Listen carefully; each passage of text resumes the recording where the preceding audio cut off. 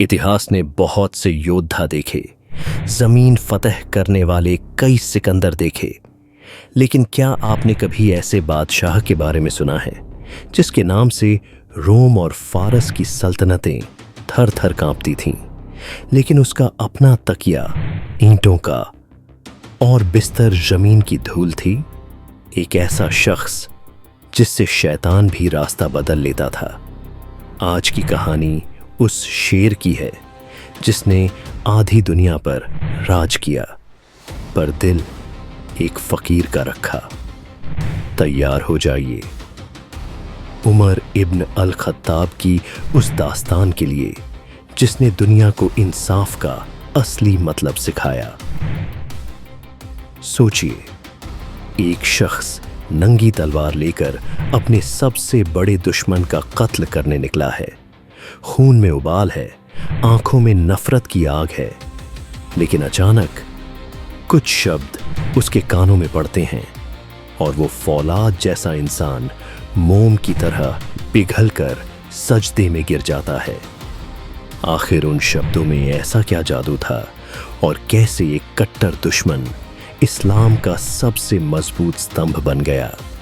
चलिए जानते हैं अल फारूक की वो कहानी जो नफरत से शुरू हुई और शहादत पर खत्म हुई। आज की दुनिया जिस पुलिस सिस्टम, पेंशन स्कीम और अदालतों पर गर्व करती है, क्या आप जानते हैं कि इनका असली जन्मदाता कौन था? एक ऐसा शासक जो रातों को सोता नहीं था ताकि उसकी प्रजा चैन से सो सके, जिसने कहा था कि अगर नदी के किनारे एक कुत्ता भी भूखा मर गया तो उसका हिसाब मुझसे लिया जाएगा। वो सुल्तान नहीं, वो इंसाफ का तराजू थे। आज बात होगी हजरत उमर की, वो खलीफा जिनका शासन आज भी हर हुक्मरान के लिए एक चुनौती है। इतिहास में बहुत से बादशाह हुए जिन्होंने जमीन जीती, लेकिन एक शख्स ऐसा था जिसने इंसानों के दिल जीते और दुनिया को वो निजाम दिया जो आज 1400 साल बाद भी मिसाल है। वो शख्स जिससे कैसर और किसरा, रोम एंड पर्शिया के महल थर्राते थे, लेकिन जो खुद फटे हुए कपड़ों में ऊंट की नकेल पकड़े यरूशलेम में दाखिल हुआ। आज की कहानी उसी महान उमर की है।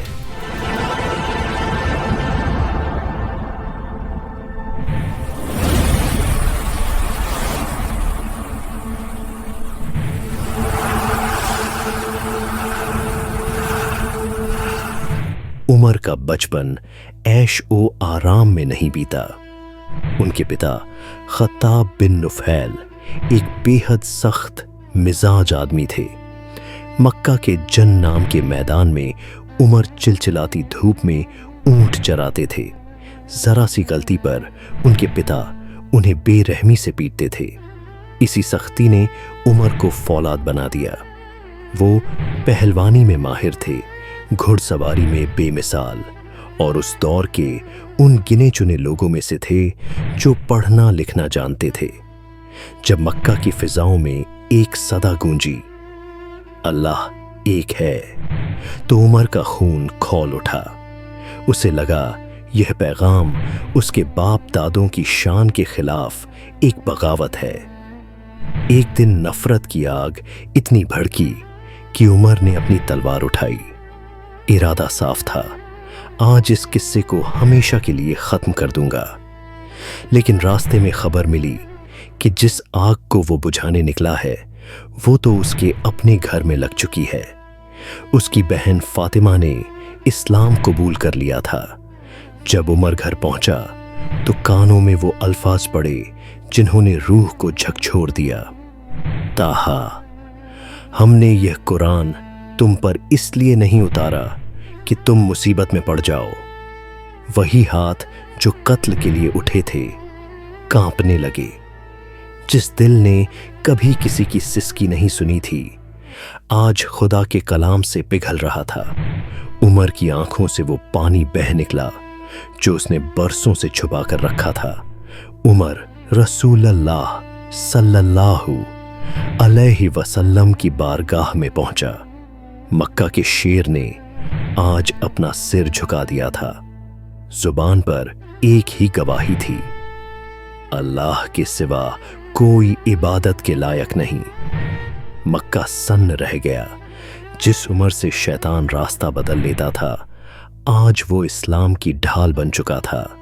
उसी दिन उसे खिताब मिला, अल फारूक का, हक और बातिल के बीच फर्क करने वाला। जब मुसलमानों पर जुल्म बढ़ा तो अल्लाह का हुक्म हुआ कि मदीना हिजरत कर जाओ। सब लोग छुप कर जा रहे थे, लेकिन उमर, उन्होंने तलवार निकाली, काबा का तवाफ किया और मक्का के बड़े सरदारों के सामने खड़े होकर कहा, मैं मदीना जा रहा हूं। जिसे अपनी मां को रुलाना हो, अपनी बीवी को बेवा करना हो या अपने बच्चों को अनाथ करना हो, वो आए और मेरा रास्ता रोक ले।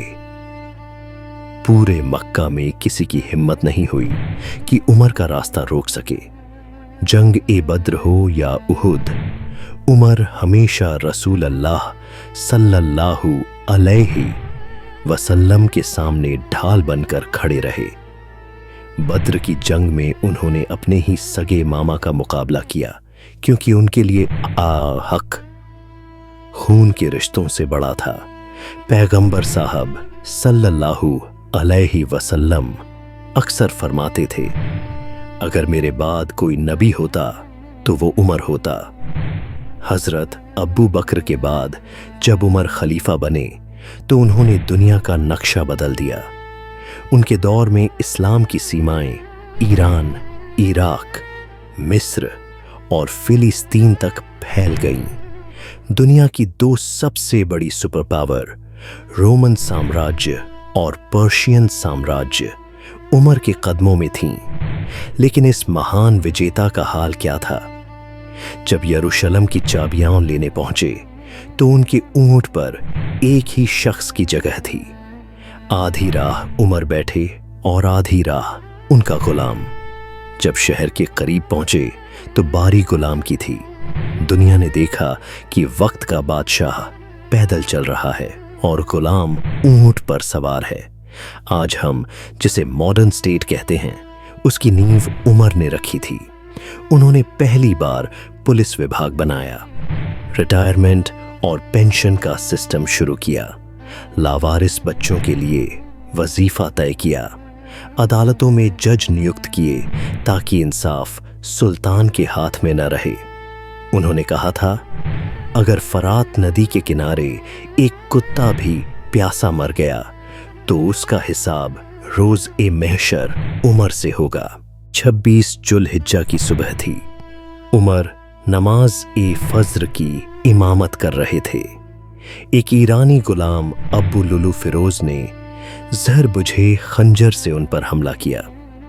पेट पर घाव इतने गहरे थे कि दूध पिया तो जख्म से बाहर आ गया। अपनी आखिरी सांसों में भी उन्होंने पूछा, क्या नमाज पूरी हुई?